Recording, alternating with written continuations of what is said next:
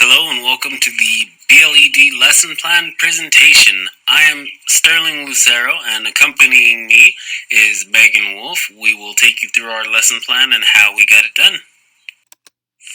So the theme that we picked was Earth, and the way we justified that is the topic being Native American land rights, and we kind of correlated land and Earth. The grade level we decided to do was 9th grade language arts, and we decided that our multiple language learners would be at a 3 and 4, which is developing and expanding. And essentially, the level 3 is specific content area language and expressions. And so we thought that fit well because they are going to need to be doing that. And as far as expanding goes, they need to have connected discourse with a variety of sentences and expand related ideas. Characteristic of the particular content area we're focusing on, and they need to be able to use some technical and specific content area language, and to be able to understand words or expressions with multiple meanings that can be used across content areas. For our student demographics, we just pulled this directly from Las Cruces Public Schools, and you can see majority are Hispanic with some white, some Black and Asian, Pacific Islander, and so on. But as you can see, the majority are Hispanic and Latino. With our theme of Earth, we're doing Native American land rights as our unit. And this is important because it's allowing us to look at current issues and identify problems with those issues and possibly coming up with solutions on how these things could be resolved. And so this is going to allow them to take in information and create a powerful argument that could be helpful. So there's a variety of standards across the unit that we're going to be using. I put the number standards because there's a lot, so I'll just read the Common Core standards that we're using. So the first one is RI 9-10.1, which is cite strong and thorough textual evidence to support analysis of what the text says explicitly, as well as inferences drawn from the text. Then we have 9-10.2, determine a central idea of a text and analyze its development over the course, including how it emerges and is shaped and refined by specific details. They need to be able to provide an objective summary of the text. 9-10.4, determine the meaning of words and phrases as they are used in a text, including figurative, connotative, and technical meanings. 9-10.8, delineate and evaluate the argument and specific claims in a text, assessing whether the reasoning is valid and the evidence is relevant and sufficient. This is probably the one that they're going to focus on the most. And also RI 9-10.9, which is analyzing seminal U.S. documents of historical and literacy significance, and include how they address related themes and contents. And finally, 9-10.10, which is to be able to read and comprehend literary nonfiction with scaffolding as needed at the high end. So we'll be widely discussing most of these, but specifically in our lesson plan, it'll probably be that 9-10.4, 9-10.8, and 9-10.9. And then we also wanted to include the NMPED Spanish and English Language Arts standards, which is, it's correlated directly towards New Mexico, and there's a code that you can find. And one of the requirements is to be able to cite strong and thorough textual evidence to support analysis of significant works, including Hispanic and Native American oral and written texts. So we're really focusing on Native Americans here, but again, a lot of this can be applied to Hispanic culture as well. And yeah, that's accessible at this code that you can find. So for the first lesson of the unit, we need to be using historical background of Native American land rights to make the students understand more so why we're going to be getting into this and to help them in their future argument. So Again, this is a part of the SIOP model where we just want to build background. There's other components of the SIOP model that are being used here, but I really just wanted to highlight the aspect that we're trying to build background and maybe even activate prior knowledge if we do have Native American cultural students in the class. This is a great time for them to share their prior knowledge, and that would be acknowledged in the classroom as well. So we'll start off. The teacher will introduce key vocabulary terms relevant to the topic for students to interact with, define, and understand before working with material. So again, that hits that LRT2. We need to make sure that students understand the vocabulary that's going to be used in the unit before progressing through. That way we can focus on those key terms throughout the unit and continue to refer to them, and that also hits our Spanish language arts standards and the English language arts standards as well. And then after we've reviewed that and we've kind of started to introduce students to the vocabulary, we'll take a look at historical documents and other pieces of writing that give us a look into the laws and past occurrences that developed Native American land rights. This includes looking at historical photos and artifacts as well in order to build background knowledge, and we'll fill out a graphic organizer during the research process. This hits that CRT principle, and we're going to be using those historical documents which point us to Native American injustices, cultures, and traditions. So with lesson 2, we're going to go ahead and go over vocabulary terms that the students are going to use along with their research into Native American land rights, and then we're going to have them get into groups and find articles surrounding these ideas and make sure that they are having the vocabulary, they understand the language demands that we're looking for. We understand the language demands that are required, learning within the context of culture as far as seeing different cultures and understanding the different ideas, especially their culture and how it connects or relates to the culture of Native Americans, or if that is their culture, they get to learn more about it. And then there is also multiple sources for receiving information. They have the instruction from us, and they also have their peers. For lesson 3, we're going to be looking at different articles that are still going to be continuing, finding specific issues, and they will be doing this in groups. So there's going to be that conversation, using vocabulary, making sure that they are finding different ways to convey their knowledge and really help each other out. So the integrating meaningful activities along with the SIOP standard is these students are going to fill out a template and organize their arguments, so they're going to actually be doing meaningful activities along with that group discussion. So for this lesson, this is one of the final lessons, which is lesson 4. The students will begin creating an argumentative or persuasive project. So students will work on their choice of project to complete for their assessment. The choices will be an essay, a video, a speech, and they will use the tools and information they have been given all week to develop a persuasive argument, convincing their audience, which would be the students and the teachers, why a specific land right violation should have a solution. So they don't need to actually pose a solution, they just need to persuade us as to why we need to be focusing on this matter. And the person that they should be convincing, the audience, would be like a city council member or someone like that who could enact change. So it needs to be in an academic tone, which is why we're instilling that academic language from the beginning and all the way through. How we're being linguistically responsive teachers is by engaging students in purposeful activities in which they collaborate with others.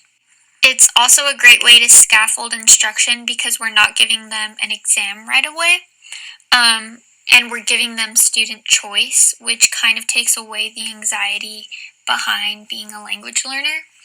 Being culturally responsive, we're doing an inclusive curriculum and assessment where, again, that student has the choice, and current events are being incorporated into the instruction. the resources that they've been using have been written and developed by racially, culturally, and linguistically diverse authors.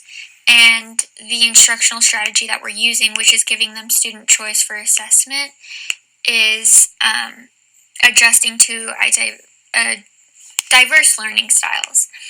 And then we have the SIOP model, and the principles that we're using here specifically are interaction, which would be, as it says, frequent interaction among students, between students, and we're doing the grouping configurations that support language and content objectives. And then we're giving students an opportunity to clarify key concepts, and also we're doing the practice and application by giving them hands-on material to use, such as the historical documents that they're going to be creating an argument with, and that we're using activities that integrate all language skills, which would be their reading, writing, listening, and speaking. The students will be presenting their findings to the class in groups while the other peers are taking notes of the presentation. At the end, the students will fill out a final reflection. This allows the groups to use that vocabulary and keep up with the language demands and the learning demands of the classroom. So within that, they're going to have the context of culture that they are presenting these ideas with, and it's going to be mostly student-centered instruction. They will conduct assessments of student comprehension learning throughout the lesson on all lesson objectives. By this idea of presenting, we will be watching the presentations and understanding what the students are really understanding about Native American land rights. So now we're getting into our focused lesson plan, which was lesson 3 that Sterling briefly talked about. The title for this lesson is Researching Current Events and Issues Surrounding Native American Land Rights and Developing a Persuasive Argument. And the purpose of this lesson is that students will work in groups and will be using research strategies in order to find a relevant article that discusses a current issue with Native American land rights. And then they will be continuing to learn how to identify biases, finding credible sources, and annotating text in order to produce a persuasive argument that convinces the audience why a solution should be available pertaining to their selected issue. Along with this, they'll also be practicing using that academic language to create a convincing argument to a professional leader. So our lesson plan is for a 9th grade classroom. Our theme is Earth. We are researching current events, issues about Native American land rights. The students are going to be working in groups. The big thing here is the standards addressed. So we have the ELA standards of citing strong textual evidence, determining a central idea, determine an author's point of view or purpose, and delineate and evaluate the argument and specific claims in a text. So these will all be taken care of through our research and understanding and sort of evaluation of the text that we are taking in to create our argument. So our measurable objective the students will be able to research a culturally relevant topic and derive persuasive argument from it. So it's just how well these students can derive a persuasive argument. Doesn't really matter the type of argument or the form it takes. It just matters, can they do it? So how we can look at contemporary news sources and create persuasive arguments based on the information that we gather. This is something that we want the students to understand and learn how to do long term, just so they can take and have their own perspective of the world and their own ideas.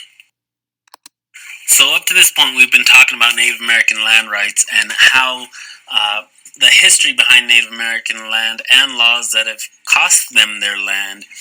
And we're just going to talk about this for a little bit, have them pass some ideas back and forth just to kind of activate their prior knowledge, get them ready for the lesson to come. So the essential question that's on the board, how can I use present-day articles about Native American land rights to create a persuasive argument that convinces my audience to come up with a solution? So this will kind of to touch on their background knowledge as well as prime them for what they're going to be working on. So just to sort of differentiate instruction, what we want to do here is ask these questions that are activating prior knowledge, and we're going to start with a turn and talk, and they can talk with the partner for about a minute, and then they'll open it up to whole group discussion, so that way everybody can have a chance to share these ideas and this knowledge, and that way we differentiate instruction, we allow different options and resources for language objectives and content objectives. After the brief discussion, the teacher will introduce the lesson by saying something along the lines of, now that we have our background knowledge established, we will be taking on the role as a member of the community and act as if we are presenting a problem to a state or local official who has the capability of solving a problem pertaining to a specific Native American land right conflict. It is our job as the proposer to use evidence, professional and relevant language, and have extensive background knowledge in order to convince this official that the conflict you are focusing on deserves to be made right. Okay, so obviously we're not going to be saying it in that specific way.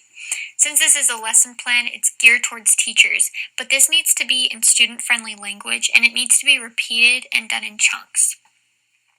So after you explain to the student what their purpose is, and again, we're just briefly touching on it right now, so that the students have kind of a roadmap in their mind of what they're going to be doing. After we've discussed that, the teacher will say, you'll get into groups of 3 and look online using your laptops, which are going to be school laptops that each student has access to, and find one credible news source. And again, the teacher will provide optional links with resources to news articles if they're having trouble finding one on their own.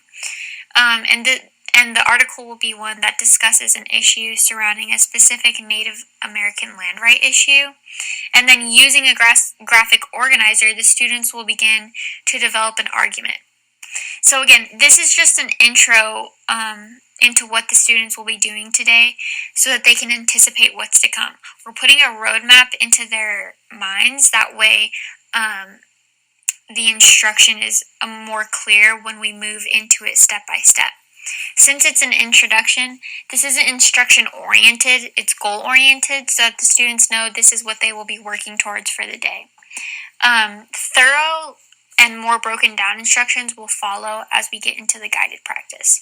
Here, we're just implementing that lesson preparation aspect or component, which is clearly defining the content objectives, and making sure that the content concepts are appropriate for the age and educational background of our students, and letting the students know that this is a meaningful activity that integrates lesson concepts.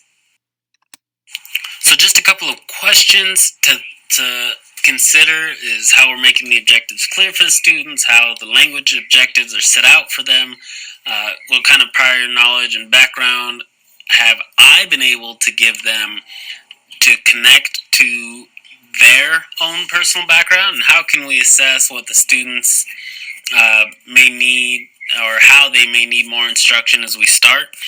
And so you can really look at that and kind of figure out how you're going to do it. I would imagine that formative assessments will be extremely helpful here.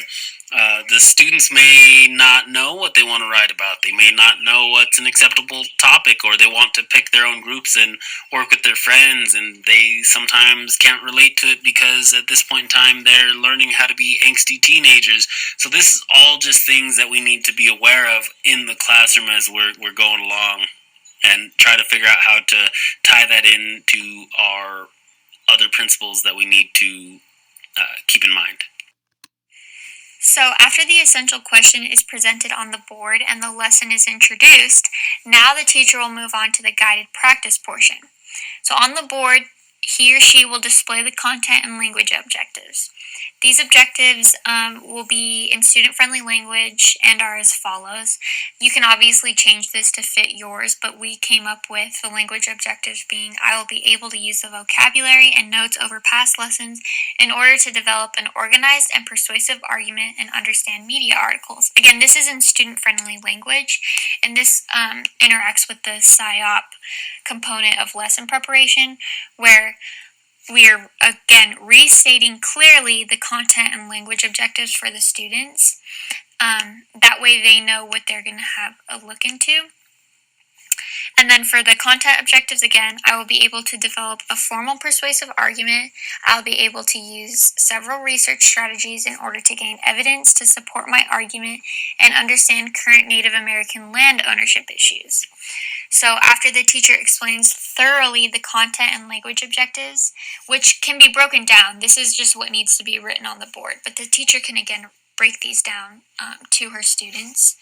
Then she will begin to introduce the activity for the day. The activity that the students will be doing is selecting a topic they want to focus on, finding credible newspaper resources, and then filling out a graphic organizer. And I have this graphic organizer linked, embedded into the document. That way you guys can see where it's at. The link doesn't work in the lesson plan, but if you'll look to the right, you can see that there's a green looking link, and that one will take you to our graphic organizer. And this is going to help in scaffolding and helping them develop an argument. So how the teacher will introduce the lesson is by modeling and scaffolding. So the teacher will begin by giving in-depth instruction on what the students are going to be doing that day. He or she should break it down step by step in order to promote better understanding. So something like, for today's activity, I'm going to put you into groups of 3 to 4, and together you guys will research a selective topic pertaining to Native American land rights. Pick a topic and develop your argument by filling out the graphic organizer. See, the instructions will be told out loud and will also be displayed on the board. And the teacher will model exactly what she wants and expects by filling out the first row of her own graphic organizer. So she'll have the graphic organizer on the projector. She'll have her own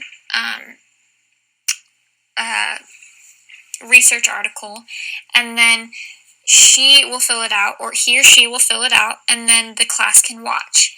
Then he or she will have the students help them fill out the second row of the graphic organizer, and finally they will put the students into groups and tell them to begin researching and filling out the graphic organizer. So it's that I do, we do, you do type of thing. And then we also have the interaction by making it group oriented. So the students will have about 25 minutes to read through articles. Again, they've been doing this since lesson 2, so they don't need much time, and the students won't have free reign over what they search online. Instead, there's going to be a list of specific events occurring in relation to Native American land right conflicts, and then each group will pick one that they can search and research for that specific topic.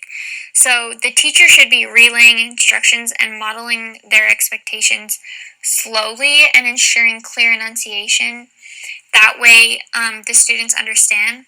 Also, prior to the lesson, the teacher should have pre-recorded instructions that the students can access on Google Classroom if they missed information or need more clarification.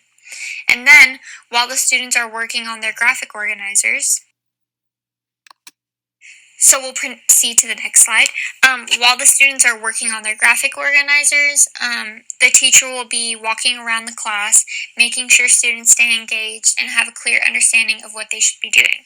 The teacher should also be assisting students with the graphic organizer and asking probing questions as they approach each group. So a lot of these questions are really, you have to know your students. So how do I ensure my students understand the instructions, differentiating for multiple levels, ensuring the students are on tasks, appropriate activities for your students, and they may be challenging, but are they too challenging? How do I help them develop an effective argument, and how can I teach them how to really work on their research skills? And this is a lot of just knowing your students, getting to know them, understanding their needs, and really focusing on what we can do to help them. And that knowledge, that idea will really be just extremely helpful for us. Now, the students may think that this is a little too difficult, and they may start imagining that they can't do as much, and they, are not really interested in the Native American land rights, and they don't feel like it has anything to do with them. But just again, understanding the students, knowing the students is going to be very helpful in helping them stay motivated and be motivated. So now we're moving on to independent practice, which is closing the lesson. Regardless if students have finished, the teacher will ask the students to wrap up their graphic organizer and turn it in for safekeeping. They'll have access to the graphic organizer again, but again, it's just for safekeeping. So for the closing of this lesson, students will independently fill out an exit ticket, answering the essential question that they were given at the beginning of the class. How can I use present-day articles about Native American land rights to create a persuasive argument that convinces my audience to come up with a solution? Now, this is a little bit complicated, but I think the students would be prepared because they've had 3 and now their 4th lesson to prepare them for this. But to aid with that and create some more differentiated instruction, the exit ticket will be in the closed format, which you can find in the SIOP book. But basically, it's a format where there will be a word bank for students to fill in and answer the passage.